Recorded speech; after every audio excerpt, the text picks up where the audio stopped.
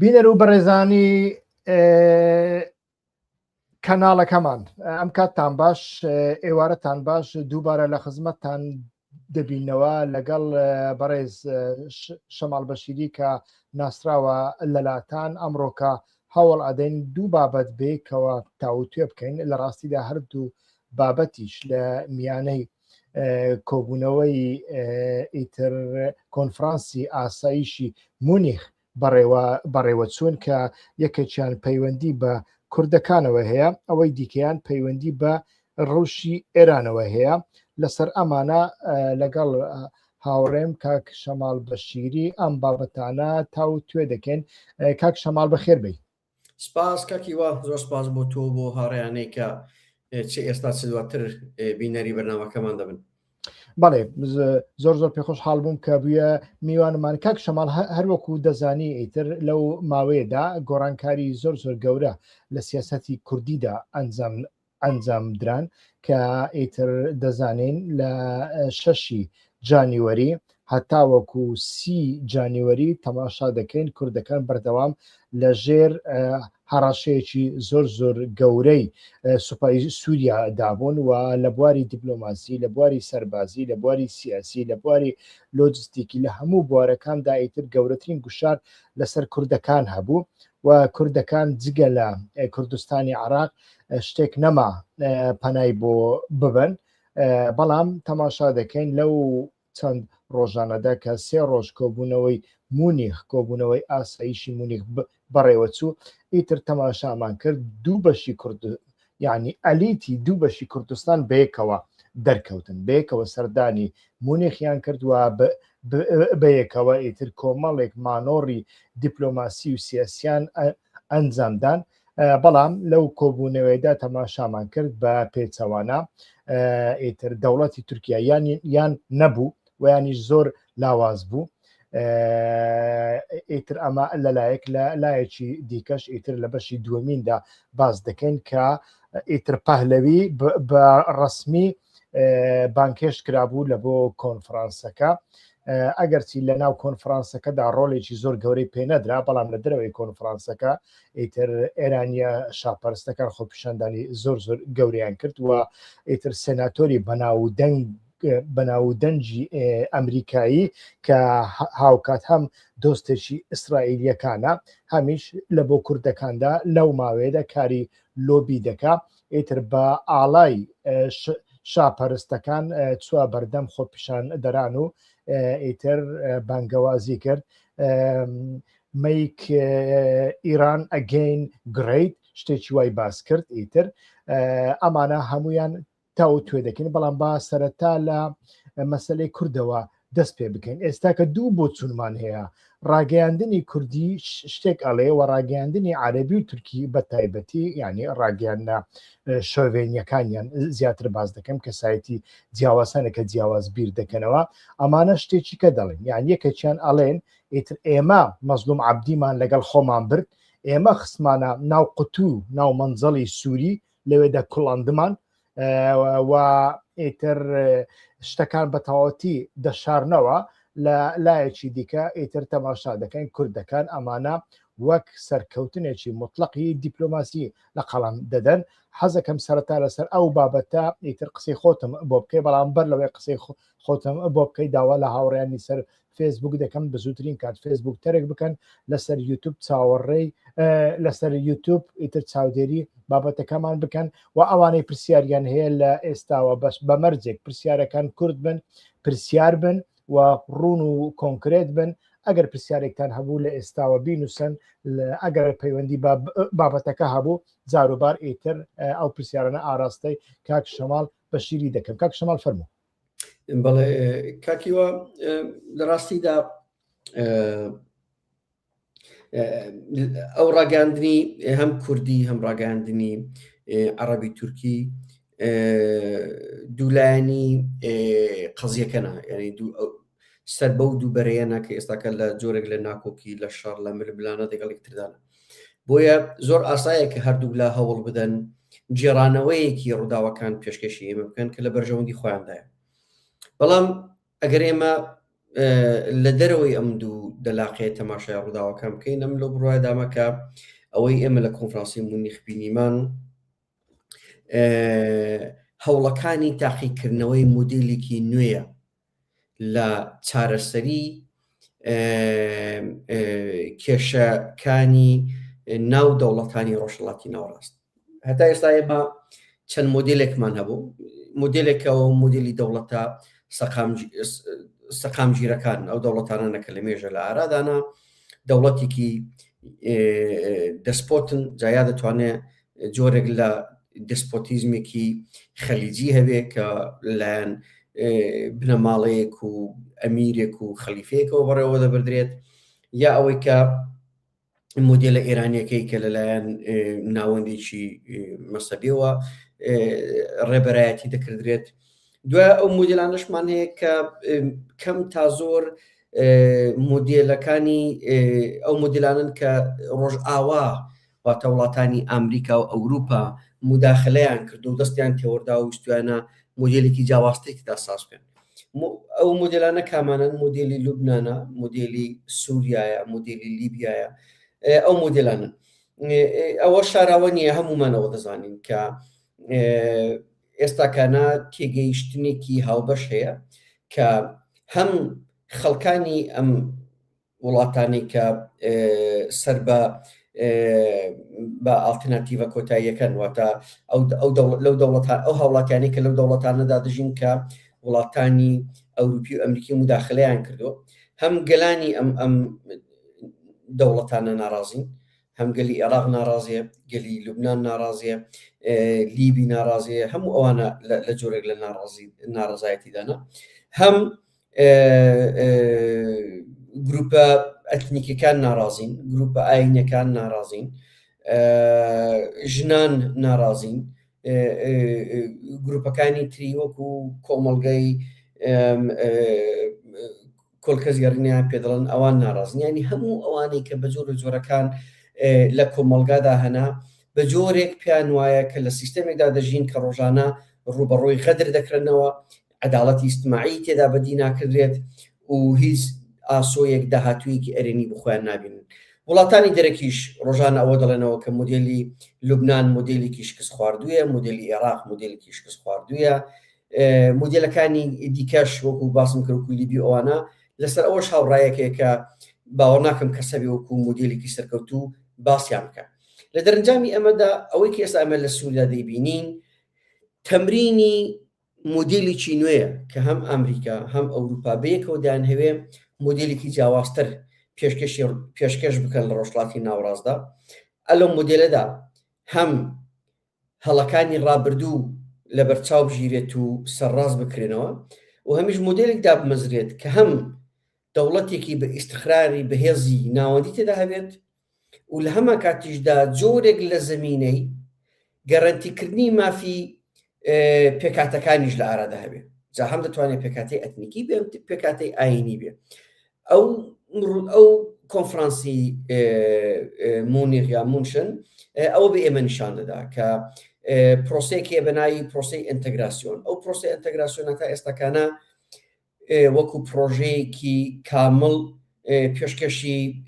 کۆمەڵگا نەکراوە، پێشکەشی خوێنەران، ڕۆژنامە نووسان، ئاکادمیسیەنەکان نەکراوە. دەکرێت لە ڕۆژانە لە ڕێگای پراکتیکی سیاسی دەوڵەتەکان و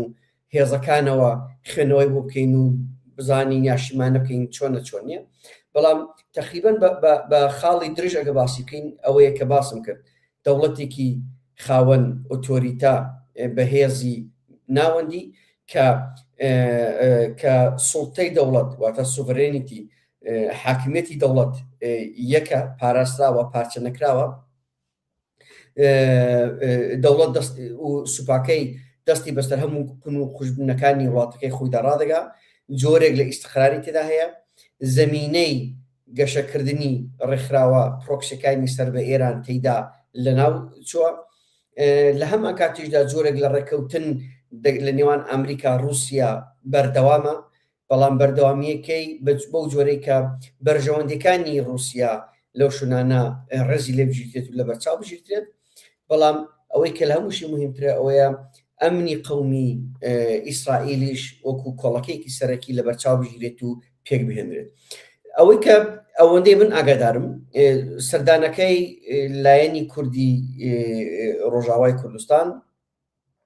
جاران دەماکوت باکو ڕۆژهەڵاتی سووریا، بەڵام لەوەی بوودەوە دروست نییە ئەو چەمکە بەکاربێن دەڵێن لایەنی ڕۆژاوای کوردستان. لایەنی ڕۆژاوای کوردستان بە هەماهەنگی لەگەڵ ئەمریکا و حکوومەتی هەرێمی کوردستان سەردانی مونیخیان کردەوە. ڤیزاکە لەلایەن ئەمریکیەکانەوە مسۆگەر جێبەجێکراوە و یارمەتیەکەی بۆ خۆڵکردراوە بە هاوکاری و هەماهەنگی لەگەڵ حکوومەتی هەرێم و بە تایبەتی نەچیروان بارزانی سەفەرەکە پێکاتەوە. بەڵام حکوومەتی ناوەندی سووریش لەو بابەتە ئاگادار کراوەتەوە وەکو زانیاری پێدانێک کە ئاگادار بن شتێکی ئەو بۆ جۆرە دەکەوێت. ئەمە چما پێی نیشاندا پێمان نیشان دەکا هەوڵێکەیە بۆ ئەوەی کە ئەو پرۆسەی ئینتەگراسیۆنێک کە باس کراوە لەسەری بەردەوام بوونێکە بێ لایەنەکان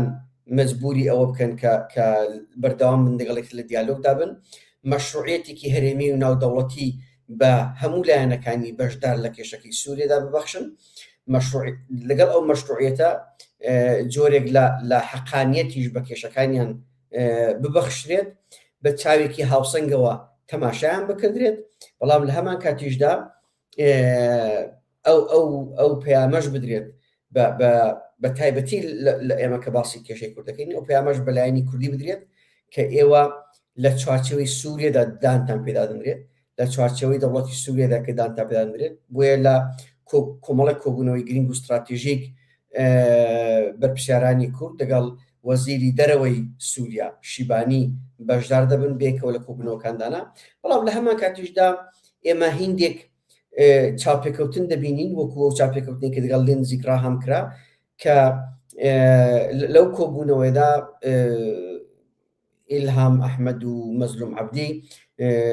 بە یاوەری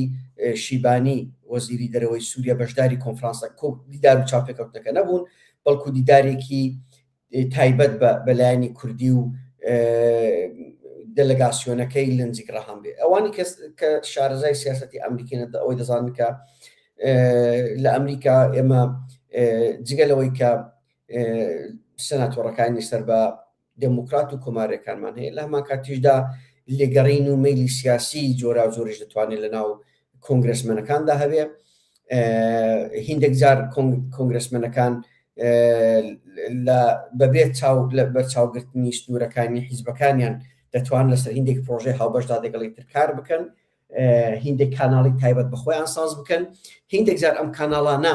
مەشروعیەتی وەزارەتی دەرەوەیان دەگەڵا، هیندێک جار مەشروعیەت یا دامپێدانانی وەزارەتی دەرەوەیان دەگەڵنێ. چاپێکەوتنەکەی لەنزیکرا هەم لەگەڵ مەزلوم عەبدی و ئیلهام ئەحمەد ئەو پەیامەی بە ئێمەدایە ئەوەی نیشان دەکا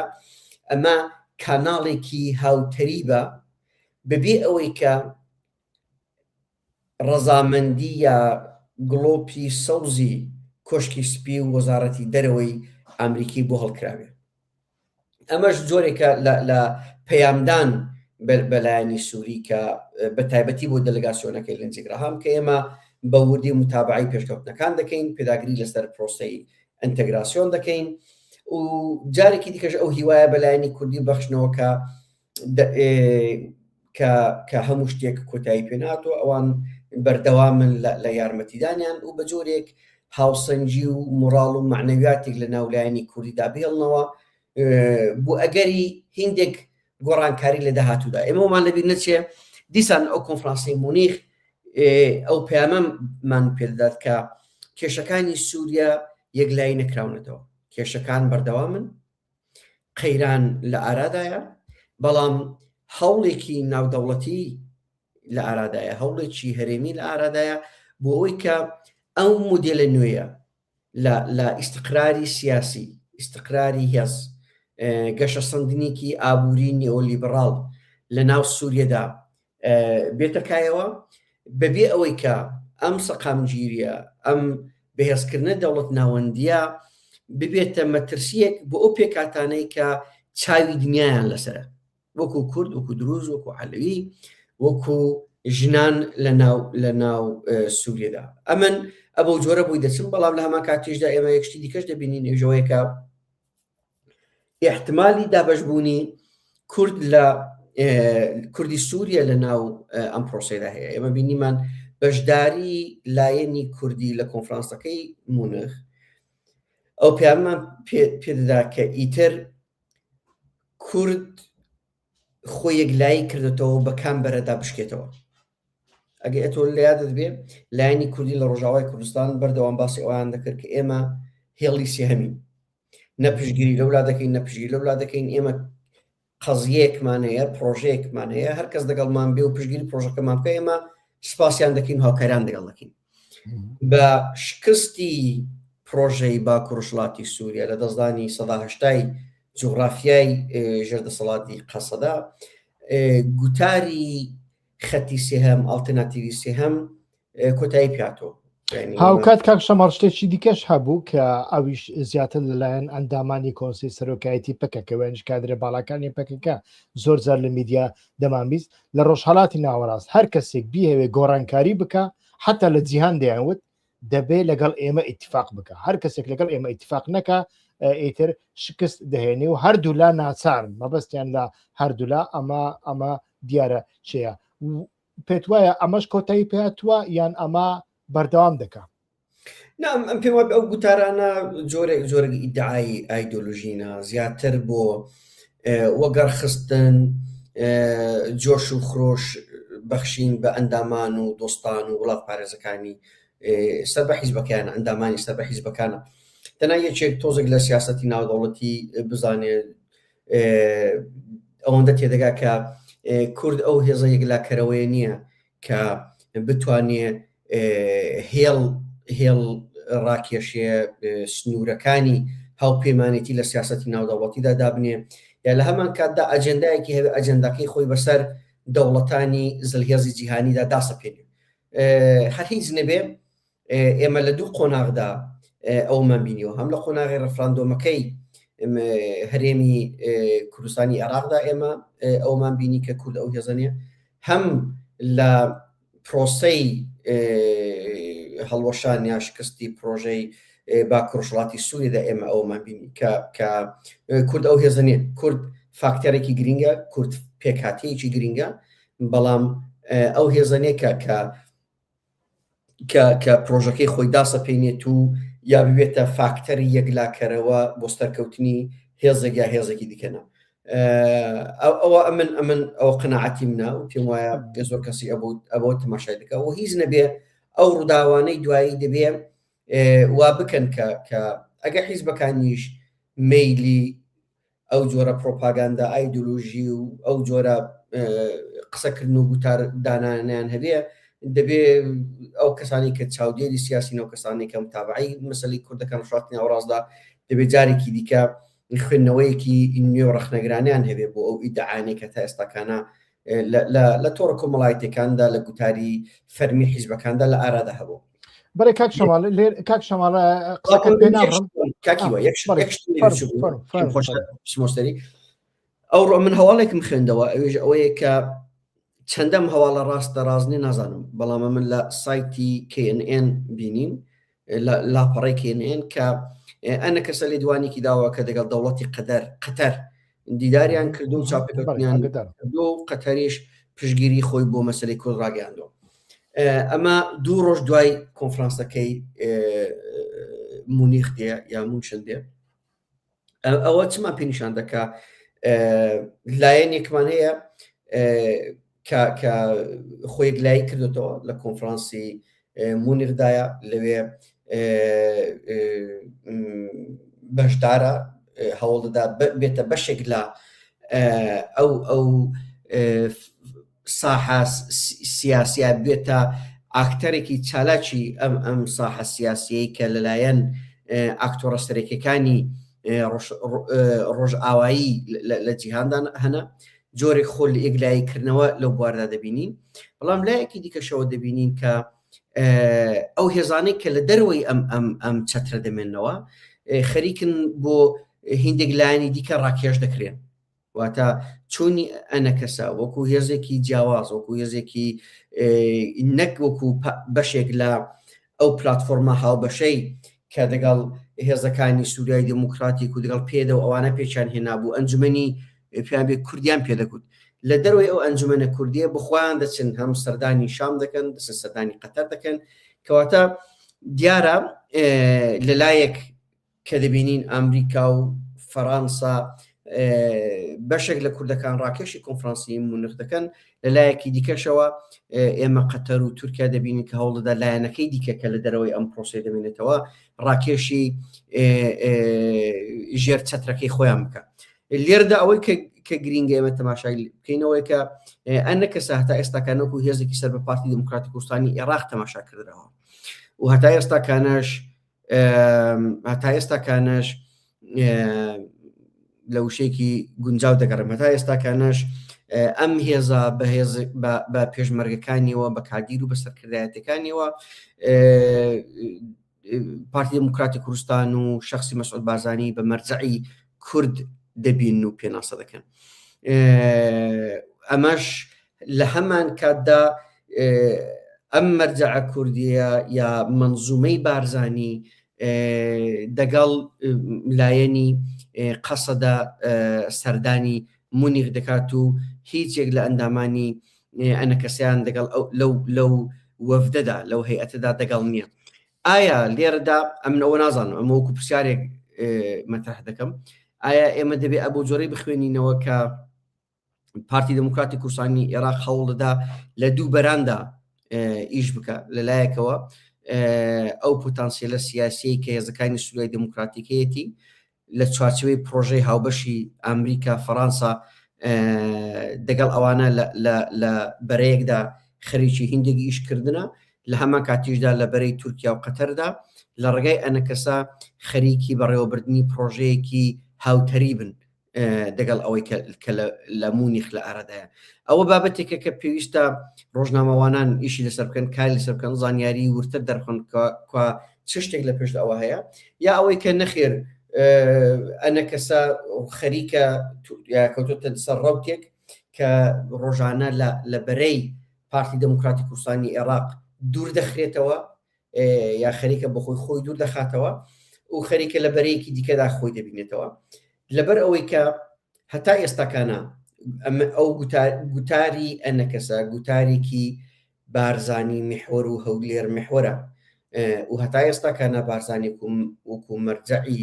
تەقلیدی خۆیان تەماشا دەکەن وەکو مەرجعی کوردبوونی خۆیان تەماشا دەکەن پێم زەحمەتە کە ئەبەو جۆرە ببینم کە خەریکی ئەوەنە کە خۆیان لە هەولێر دابپسڕن بۆیە من زیاتر ئێستاکە لەو قەنەعەتەدامە کە پارتی هەوڵدا لە دوو هێڵی جیاوازدا لەسەر قەزیەی کورد لەناو سوورێدا کار بکەن کاک شەماڵ باسی مەرجعت کرد پرسیارێکت بەبیر هێنامەوە بەڵام پێشەوەی پرسیارەکە لەسەر مەرجع بکەم ینی ئەو فڕۆکەی کە مەزلوم عەبدی پێی هاتە ئەوروپا لەسەر ئاسمانی تورکیاشەوە فڕیوە ینی وا دیارە کارێکی زۆر ئاسانە بۆ تورکیاش کە زانی بێتی لەناو ئەو فڕۆکەیەدا لە هەمان کاتدا چ کەسێک هەیە ئێمە لە پێشوودا بەردەوام وەکو مۆدلێکی تایبەتی کوردستانی مۆدلێکی ئونیک تەماشای ڕۆژئاوا و باکووری سووریامان دەکرد بەڵام لە لێدوانەکانی مەزلوم عەبدیدا وابزانم دوێنێ بە ڕۆژ بوو ئێتر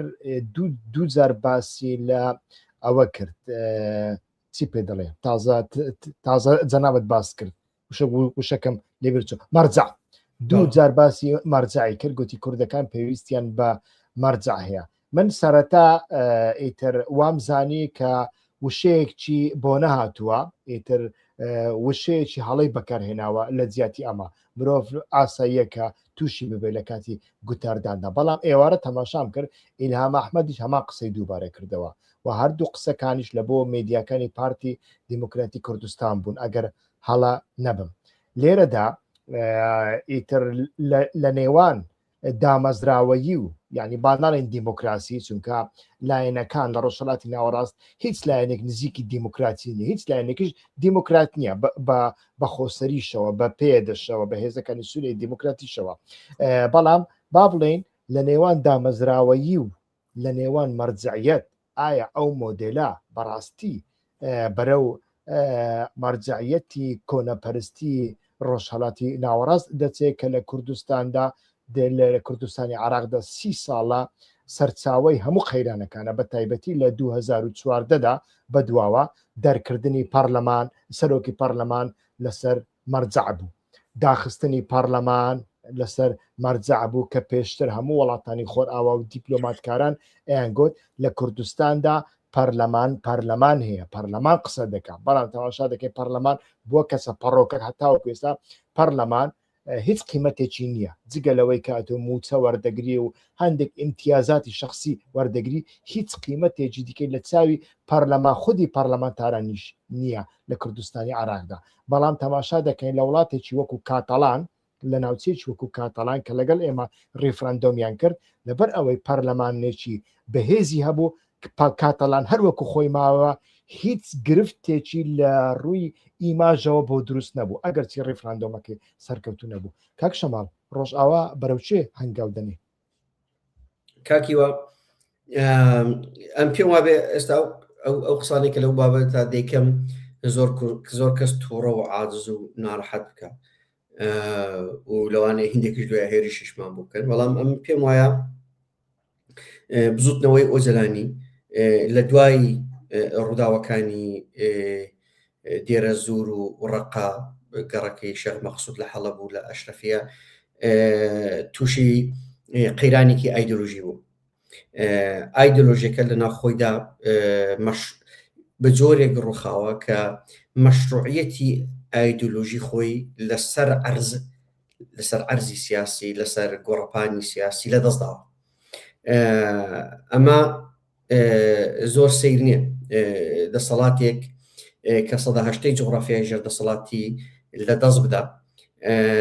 بنەماکانی دەسەڵاتەکەی کۆمەڵێک ڕێوایەتی ئایدۆلۆژی بوو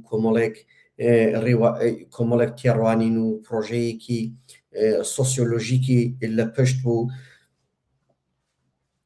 بۆ ئەو پرۆژە وەکو پرۆژێکی سیاسی پێشکەش کرا بوو ئەو پرۆژە سیاسیە گوتارێکی تایبەتی لە پشت بوو و فەلسەفەیەکشی بۆ پێشکەش کرابوو ئێستا کەنا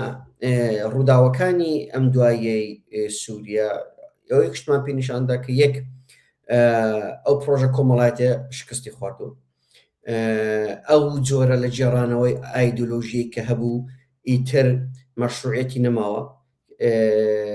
کەس جۆ بوو ئەو جێڕانەوە ئایدۆلۆژیە شل ناکە و لە هەمان کاتیشدا جۆرێک لە ڕوخانی نرخوبەهاکانیشی دەگەڵ خۆیدا هێناوە مەسەلەن لە تۆڕە کۆمەڵایەتیەکان تۆ خەڵک دەبینی شەڕوانە یا بڵێن چەکی بەدەستەوەی لە ڕێزەکانی قەسە دەدایە بەڵام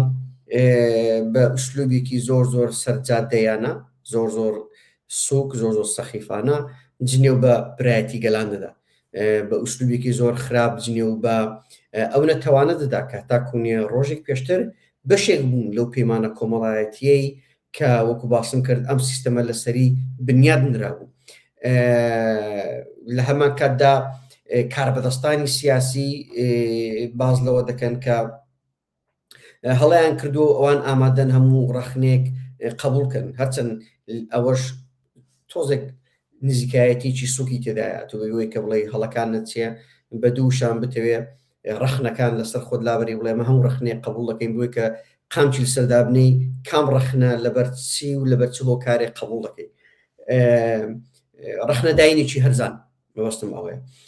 ئەتۆ کاتێ هەموو ئەمانە دەبینی ئەمانە هەموو نیشانەکانی قەیرانی ئایدۆلۆژی داڕمانی ئایدۆلۆژیا یا قەیرانی مەشروعیەتی ئایدۆلۆژیە ینی ئەو دەربڕینانە شاخ و کلچیان نییە نیشانەکانی ئەوانن کە من باسم کرد و ئێستا کەش کە ئێمە باز لە مێژوو دەکەین و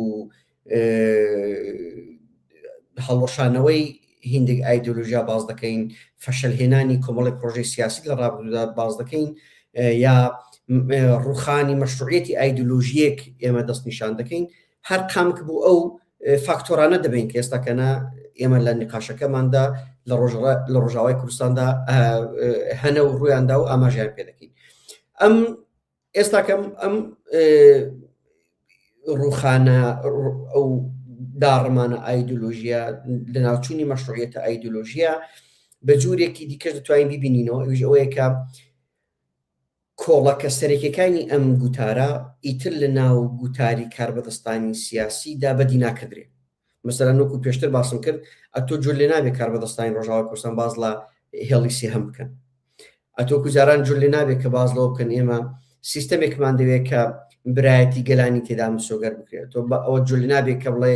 پرۆژەی ئێمە پرۆژەی بێکەوە ژیانی گەلانە مەزلوم عەبدی کۆنفدرالیزمی دیموکراتیار هیچ هەروازی لێ بنێ بە تەواوەتی ون بۆ لەبەر چاومان. وایە ڕاست ئەوە ژێشێک لەو چەمکانەیە کە غائیبە ئێستاکانە. لە هەمان کاتدا باسم ئەلەوە دەکرد کە لە گوتاری مەزلوم عەبدیدا ئەم گوتارە ئەم چەمکانە غائیبن، ئیلهام ئەحمەد غائیبن، بەڕێز فەوزێ هەمویان کە تو دێنی تەماشا دەکەی خوێنەوەیەکیان بۆ دەکەی لە نەناو ڕاگەیاندنەکانیشان دەکەت و تەماشا دەکەی چەند ڕاگەیەندێکی زۆر لاواسەیە ئەتۆ دەبینی کە لە دوای ئەم داڕمانە ئایدۆلۆژیایە کە هاتۆتە ئاراوە هێشتا پیڕان نەگەیشتون گوتارێکی نوێ بەرهەم بهێننەوە و بتوان لە چوارچەوەی ئەم گوتارە نوێدا خۆیان کۆکەنەوە. هەر بۆیە دەست بەو شتانە دەبەن کە لەبەردەستن. ئەوەی کە هەیە و لەبەردەستە چییە؟ ئەو گوتارەیە کە وەکو گوتاری کوردایەتیە ناسیۆنالیزمی کوردی ئێمە دەگەڵی ئاشنین. ئەو گوتارەیە کە پارتی دموکراتی کوردستانی عێراق پێشنگایەتی دەکات، مەسەلەن باز لە مەرجەعکردن، باز لە سیمبۆلەکانی ئەم ڕەوتە فکریە ئەم ئایدۆلۆژیایە بەرزکردنەوە لە زۆر شۆناندا تۆ حەز پێ دەکەی کە ئیتر ئەوەی کە ئێستاکانە پرۆژەی سیاسی ڕۆژاوای کوردستانە زۆر جیاوازێکی لەگەڵ ئەو پرۆژەیە لە ئەو گوتارە نییە کە لە کاربەدەستانی هەرێمی کوردستانی عێراق تۆ جۆبیسی دەبی. جا بۆیە ئەمە ئەم پێم وایە ینی بەو خوێنەوەی کە من لە مێژووی پەکە هەمە پەکە زۆر جار بەناو ئەو قۆناغانەدا تێپەڕیوە چۆتە سەرێ و ڕوخانی بەخۆیەوە بینیوە و بەڵام دەگەڵ ئەو ڕوخانانە هەموو جارێ هەستانەوەیەکشی بەخۆ بینیوە. ئەو هەستانەوەی کەنجی دێتە ئاراوە ئێمە نازانین. هەستانەوەی ئەم جارە تۆزێک زەحمەت دەوێت. لەبەرچی زەحمەتە؟ چونکێنێ پێشوەی کە ئەم ڕووداوانە ئەو ڕووداوانەی سووری بێنە ئاراوە قەیرانێکی ئایدۆلۆژی دەستی پێکرد بوو، قەیرانێکی گوتار دەستی پێکرد بوو. ئەویش دەگەڵ ئەو پرۆسەیە کە لە تورکیا دەگەڵ ڕێزدار ئۆزەلان لە ئارادایە. بەڕێز ئۆزەلان لە نامەکەیدا کوتبووی هەم قۆناغی فێدرالیزم کۆتایی بێتەوە، هەم ڕێوەبەری خۆسەر و ئاوتۆنۆمی ئەوانە کۆتایی پێاتەوە و دەستی پێکرد باسی لە چەمچی ئەنتەگراسیۆن کرد. یەکەمی کەس لە ناوچەکەدایەتی پەکەدا کە هات هەوڵیدا ئەو ئینتەگراسیۆنەشی بکاتەوە بەڕێز دووران کاڵکان بوو، بەڵام شیکردنەوەکەی بەڕێز کاڵکان ئەو تابلۆی نیشانداین کە بەڕێز کاڵکانیش تێنەگەیشتۆ کە بەڕێز ئۆزەلانەوە بەست لەو ئینتەگراسیۆنە چێچووکێنێ ئەو پێناسەی کە بەڕێز کاڵکان لە ئینتەگراسیۆن کردی ئەو تێگەیشتنە لیبراڵیەیە لە ئەنتەگراسیۆن کە لە وڵاتانی ڕۆژە ئاوایی هەیە بۆ چارەسەرکردنی کێشەی پەنابەران لەناو کێشەی کرێکاران. بەڵێ بەڵام ئەو پرسی ئینتەگراسیۆنە دەستی پێکرد بوو، گوتارە زاڵەکەی پەکەکەی بە جۆرێکی خستبوو ناو قەیرانەوە و هەتا جۆرێکیش لە خستبوویەوە گۆشە و کەنارەوە. پەکەکە لە هەوڵی ئەوەدا بوو کا ببینێ دەرەنجامی ئەم پرۆسەیە کە لە تورکیا هەیە بە چۆ دەگا و ئۆجەلان چ شتێکی دیکە لە زیندانەوە دەڵێ بۆی کە ئەم گوتارە نوێیە پێشکەش بکرێت و تێئۆریزە بکرێت و بێتە دەرەوە. لە ناو ڕاستی ئەم ئەزمەیەدا دۆخی ڕۆژاوای کوردستان هاتە ئاراوە. هەر بۆیە دەڵێم کە کاتێک ئەو دۆخە هاتە ئاراوە و ئەو قەیران ئایدۆلۆژیای لێکەوتەوە هیچ شتێک لەبەردەست نەبوو کە خۆیانی پێ بگرنەوە. هەر بۆیە من بینیم لەسەر باڵەخانەی پیاوێ مەحافزی حەسەکەی وچۆ بوو، ئاڵای هێزەکانی سووریای دموکراتیکیان داگرت و ئاڵای حکوومەتی هەرێمی باشووری کوردستانیان لەسەر ئەم بینایە دانا. ئەمە لێوێ دایدی زۆر بە شێوازێکی سێمانتیک، بە شێوازێکی نیشانەشناسی ئێمە ڕوخانی یا بڵێن قەیران یا هەڵوەشانەوەی ئایدۆلۆژیایەکمان بینی و بەرزکردنەوەی ئایدۆلۆژیایەکی دیکە یا پڕکردنەوەی ئەم بۆشاییەمان بە ئایدۆلۆژیایە بە کۆمەڵێک نیشانەی دیکە لێوێدا بینی. دەبێت ئەمە بزانین کە ئەم بزوتنەوەیە بەرەو چۆ دەڕوا ئەم پێشکەوتنانەی کە لە تورکیا لە ئارادانە چی لەشین دەبێتەوە. ئەو ڕووکانە دیداری ئیمراڵی لە ئارادا بوو، متحەسنجار کردبووی کە چونەتە ئیمراڵی 3 سەعات دیداریان کردووە و بەپێی ئەو دیدارە بە ڕێزۆزلان کوتوێتی قۆناغی یەکەمی ئەم پرۆسەیە کۆتایی پێهاتۆ. بەڵام ئەگەم هەڵەن نەبم مانجێک لەوەی پێشیش بە ڕێزۆزلان ئەو قسەی کردبوو کە قۆناغی یەکەم کۆتایی پێهاتۆ. کەواتە ئێمە لە قۆناغێک داین یا بڵین لەو پرۆسەیەدا قۆناغی کۆتایی پێهاتۆ، بەڵام هەتا ئێستاکانە ئازاری ئەوە دەبینین کە قۆناغی دووهەمی ئەم پرۆسەیە دەست پێ بکرێت یا ئەوەی کە کەی ئەم پرۆسەیە دەتوانێت دەست پێ بکرێت. ئەم ئازارش بخۆی کۆمەڵی قەیران دەگەڵ خۆی دێنێ و هێناویشێتی ئێستاکانە. دەبێت کە بزانین ئایا ئەمە هیچ لێشین دەبێتەوە یان نا. بەڵام زۆر بە وردی بۆی کە بگەڕێمەوە سەر ئەو شتێکە تۆ باس کرد هاواپێماکەی بەڕێز عەبدی بەسەر تورکیادا هەڵفڕیوە. ئەم دەمەوێت باس لەوەش دەکرێت لە ستێرێک تیڤیش باس کرا کە لەگەر ئیبراهیم ئەوە ناوی چیە سەرۆکی میت ئیبراهیم کاڵینش گفتوگۆی کردووە و دیارە لە ئەڵمانیا گفتوگۆی کردووە. بەڵێ من دەبێت ئەوی بڵم تەماشا بکەن کاتێک بەڕێز مەزلوم عەبدی ئیلهام ئەحمەد دعوەتی مونیخ دەکرێن کە 180 جۆغرافیای ژێردەسەڵاتیان لەدەست داوە. ئەمە چ بە ئێمە دەڵێ؟ ئەو بە ئێمە دەڵێ کە هۆکاری داوەتکردنیان لەسەر بنەمای هێز و پێگەی دەسەڵاتیان نییە. چون ئەگەر بنەمای ئەم داوەتە هێز دەسەڵات پێگەی هێز و دەسەڵات و جەماوەر بێ، دەبا ئەو قۆناغە داوەت کرابان کە دەسەڵاتیان لە لووتکەدا بوو. هەر لە پرۆسەی دیدارەکانی ئاستانە، دیدارەکانی ژێنێڤ ئەگەر لە یادت بێ، بەردەوام هێزەکانی سووریای دموکراتیک و ڕێوەبەری خۆسەردیان کوت کە دەبێ مەشروعیەتێکی سیاسی بە دەسەڵاتی ئەوان بدرێت و ئەوان بەشداری ئەم دیالۆگە سیاسیانە بکرێن، بەڵام بەردەوام لە دەرەوە دەهێشتانەوە. ئێستاکە کە بانگ دەکرێن ئەمن لە بڕایدامە کە ئەمە ئەوەشمان پێ دەڵێت کە بۆ تورکیا داوەتکردنی ئەوانە و بەشدارکردنیان لەم کۆنفرانسە ئێستاکەنە ئاستاییە کاتێک لە پێگەی هێز و ئۆتۆریتەی جارانی خۆیاندا نەماون، بەڵکو جغرافیایەکەیان لەدەست داوە، ئۆتۆریتە سیاسی عەسکەریەکەی وەکو جارانیان نەماوە. هەر بۆیە تورکیا کێشەی نییە کە ئێستاکانە ئەم کار بەدەستانە بانکێش بکرێن لە چوارچێوەی هاوکاری و هاوپەیمانێتی لەگەڵ حکوومەتی هەرێمدا پرۆسەی ئەنتەگرەکردنی ئەوانە لە دەسەڵاتی سووریەدا بێتە ئاراوە. ئەمانەی کە ئەم دێڵم ڕخنەنی ئەوە تەنها شیکردنەوە ئەنالیزی ئەم دۆخەیە. ئەم دەمێ ئەوی بڵم لە زۆر بوارانەوە من ئەو ئەنتەگراسیۆنە لە ناو دەسەڵاتی سووریەم پێ خراپین لە زۆر بوارانەوە، هەرچەند لایەنی نەرێنیشی هەیە. بەڵام ئەو تابلۆیمان پێنیشان دەدا کە بێگومان تورکیا ڕەزامەندی ئەم داوەتە بوو، ڕەزامەندی ئەو بوو کە حکوومەتی هەرێمیش ڕۆڵێکی گرنگ و کارایی ببینێت لە پرۆسی ئەنتەگراسیۆنە. وەم پێم وایە چەندەی ئامریکا فەرانسا دەگەڵ لایەنی سووری و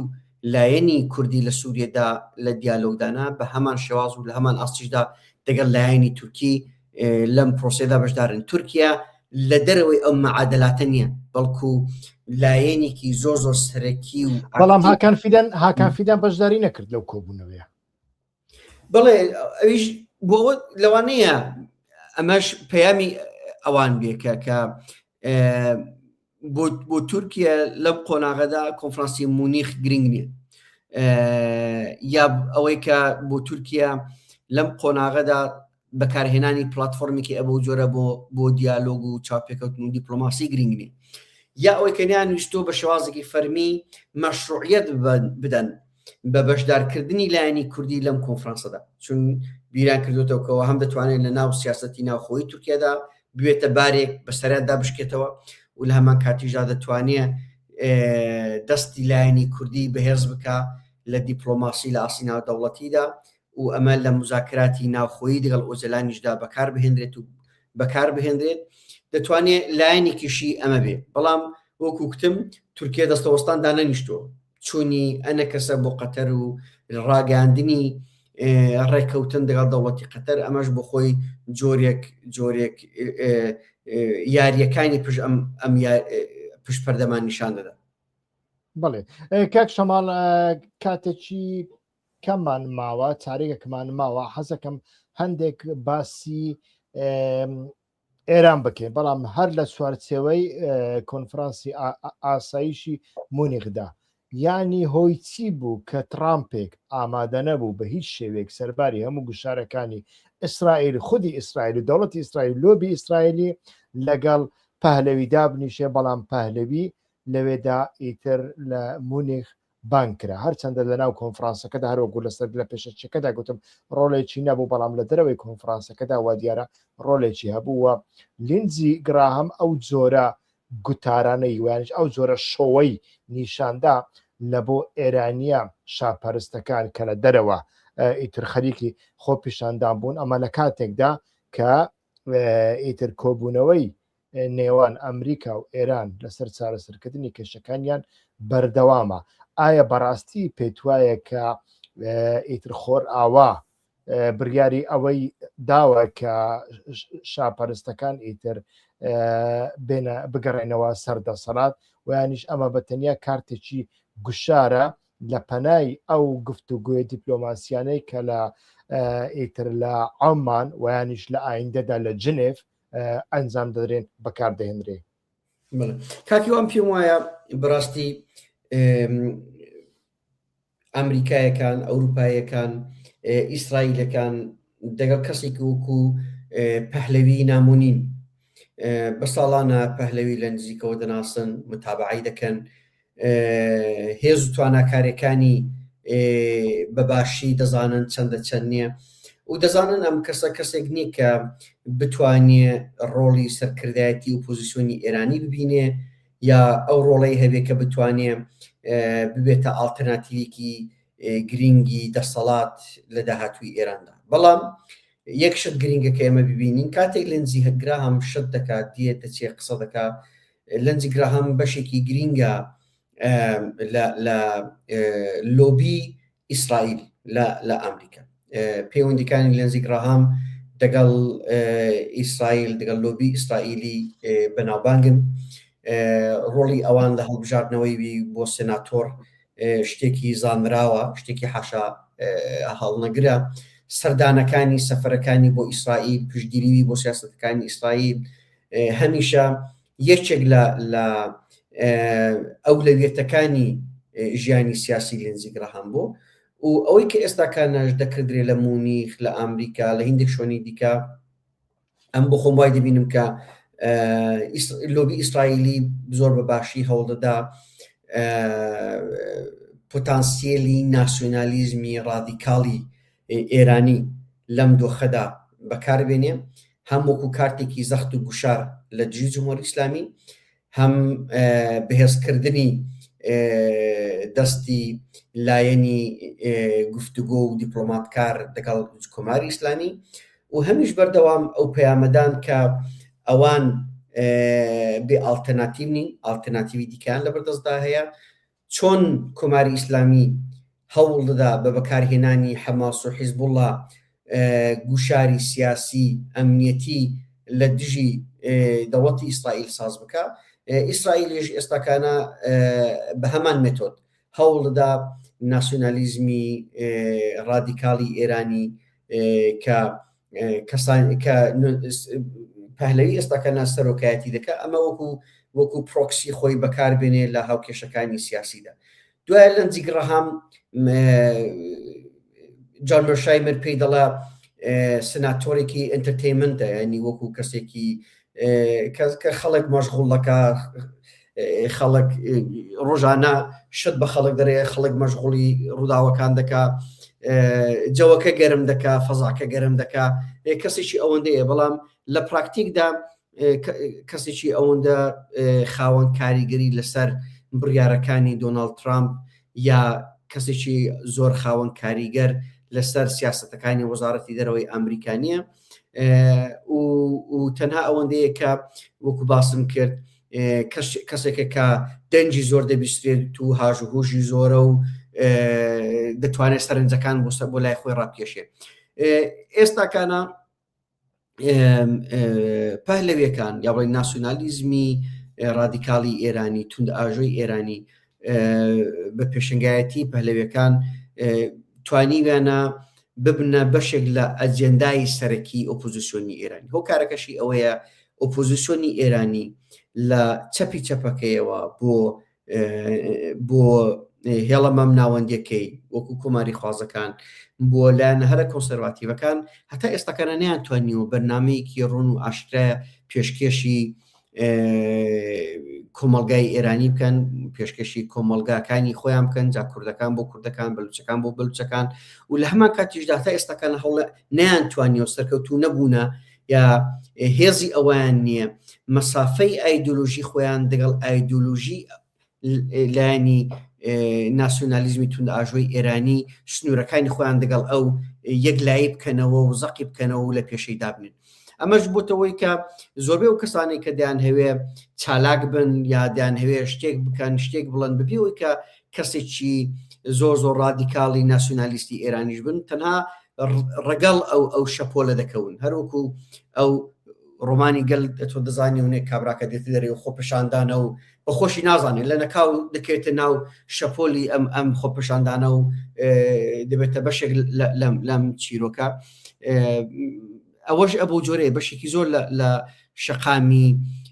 سیاسی ئێرانی یا کۆمەڵگای ئێرانی لە دیاسپۆرا خەریکە ڕەگەڵ ئەوە دەکەوێت لەبەر نەبوونی هیچ ئالتەرناتیڤێکی دموکراتیکی ڕادیکاڵ لە ناو گۆڕەپانەکەدا. کوردەکان ئێستاکە خەریکن هیندێک هەوڵ دەدەن هیندێک تەقەلا دەکەن ئەو ڕۆکانە لە دوانێ کات کە خەریکی سازکردنی بەرەیەکی ئاشکرانە بەڵام دوولایانی کۆمەڵە قبولیان نەکردو و هەتا ئێستاکەنە کارەکان لە ناوڕاستدا ماونەتەوە. ئەمەش جارێکی دیکە فەشەلهێنانی یا بڵێن ناکارایی ئۆپۆزیسیۆنی کوردی لە حساسترین قۆناغی مێژووی ئێراندا نیشان دەدا کە ئەمە هەم جگای ڕخنەیە هەم بەڕاستی بۆشایەکی گەورەی دەگەڵ خۆی هێناوە. ئەم پێم وایە سەڵتەنەت تەڵەبەکان هەتا ئێستاکانە بۆیە بەهێز بوونە بۆیە دەبیستێن بۆیە دەنگیان هەیە چونکەین ئالتەرناتیڤێکیانێ دەناگە ئالتەرناتیڤێکی دموکراتیکی ڕادیکاڵ هەبێ ئەم پێم وایە دەکرێت ئەمانە تووشی پاشەکشە بکەن و هیندێک پاشەکشیان پێ بکرێت. بەڵام کاک شەماڵە یعنی ئەمە زۆر زۆر ئاساییشە، ئەمە کاردانەوەی هەموو ڕەوەندەکانە، هەموو دیاسپۆراکانە، دیاسپۆرای ئێرانیش هەر ئەوەی لێ هەڵ دەکەوێت چۆن دیاسپۆرای کوردی ئیتر تەماشا دەکەی بە دوای کەسێک کە لە قاڵبی پەهلەویدا ئیتر دروست کرابێ دەگەڕێ ئەو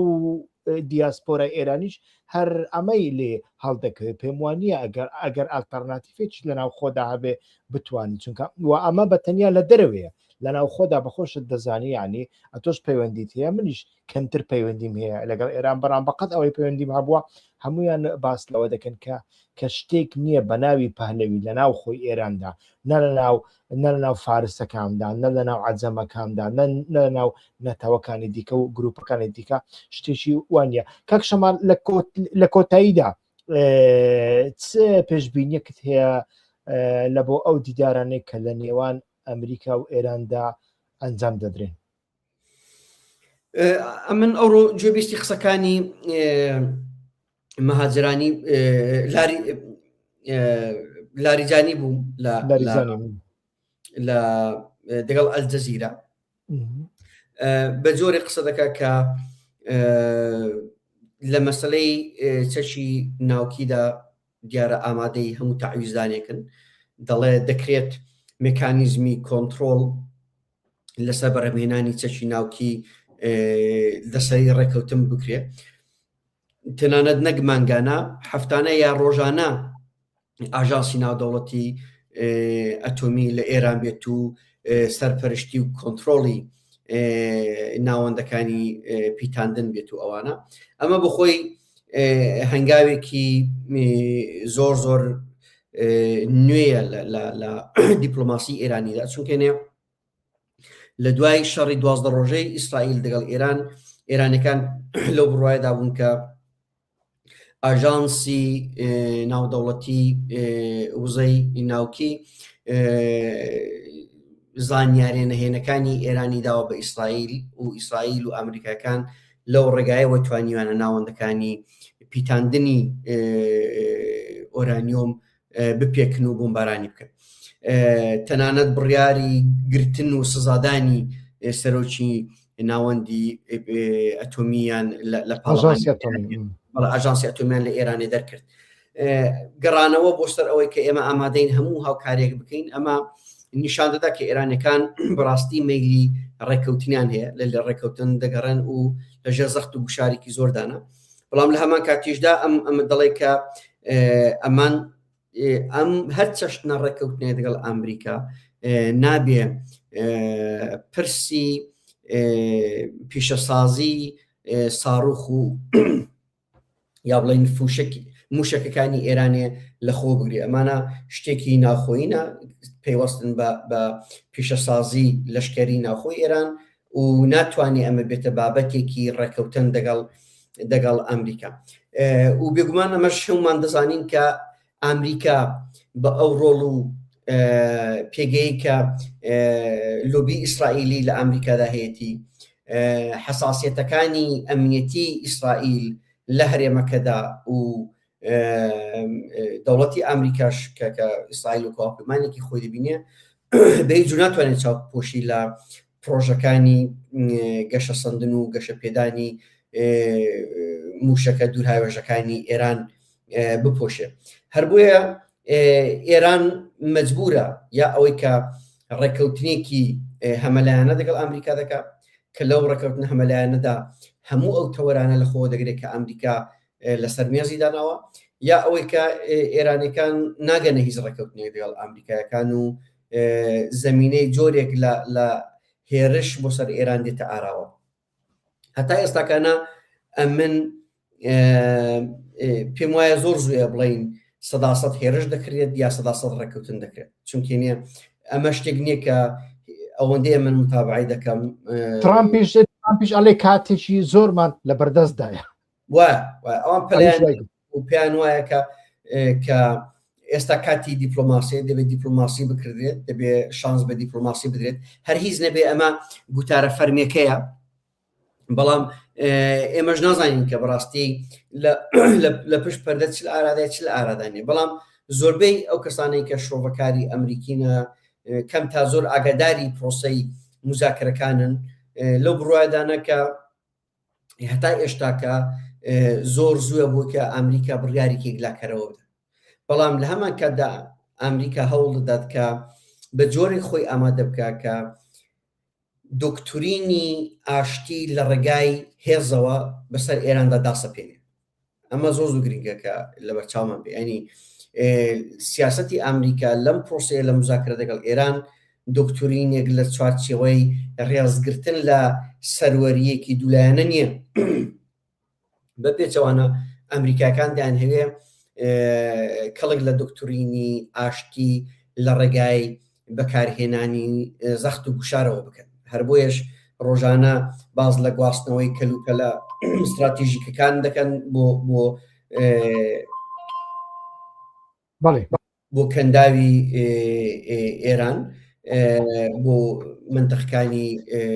تەنگەی هورموز و ئەوانە، بۆی کە هەم لەلایەک